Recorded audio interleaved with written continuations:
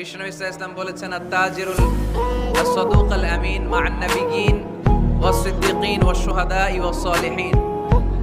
আমানতদার সত্যবাদী ব্যবসায়ীদের হাসর হবে কিয়ামতের দিন নবীদের সাথে, শহীদদের সাথে, সিদ্দিকদের সাথে, আল্লাহর নেককার সালেহ বান্দাদের সাথে।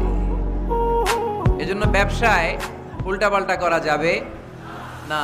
ব্যবসায় যে ধোঁকা দেয় সে কি বিশ্বনবীর উম্মত হতে পারে? পেঁয়াজের যারা দাম বাড়ায় এরা কি মুসলমান হতে পারে? নিত্য প্রয়োজনীয় দ্রব্য লবণ নিয়ে যারা গুজব ছড়ায় এরা কি বিশ্বনবীর উম্মত হতে পারে? মজুদদারি যারা করে এদের কোনো ইবাদত আল্লাহ কবুল করবে না। এগুলো থেকে আল্লাহ তুমি আমাদেরকে হেফাজত করো।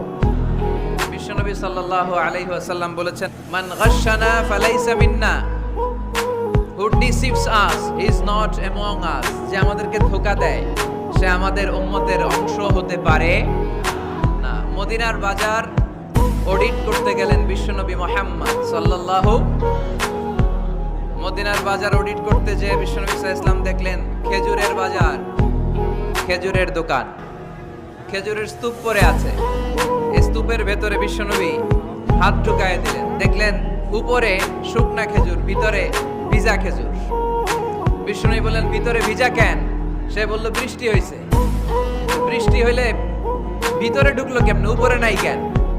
বিশ্বনবী তখন দাঁড়িয়ে বলেছিলেন, মান গাশশানা ফালাইসা মিন্না, who deceives us is not among us. যে আমাদেরকে ধোঁকা দেয় সে আমাদের দলভুক্ত না। এজন্য ধোঁকাবাজি যেন আমরা না করি, আমরা যেন মানুষকে না ঠকাই।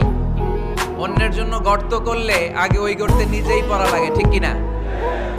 কাউকে আপনি পুকুরে গলা পানি পরিমাণ যদি নামাতে চান, আপনার তো অ্যাটলিস্ট কোমর পানি পরিমাণ নামতে হবে, ঠিক কিনা? নাকি আপনার গায়ে পানি না লাগাই তারে গলা পানিতে চুবাবেন?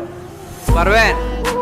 কাউরে গলা পানিতে চুবাইতে হইলে নিজের কোমর পানিতে কমপক্ষে নামতে হয়, চিল্লায় বলতে হবে, ঠিক কিনা? এজন্য অন্যের পিছনে যেন লেগে না থাকি, হিংসা বিদ্বেষ যেন না ছড়াই, মানুষকে যেন ধোঁকা না দেই। ধোঁকাবাজরা মুসলিম হতে পারে না।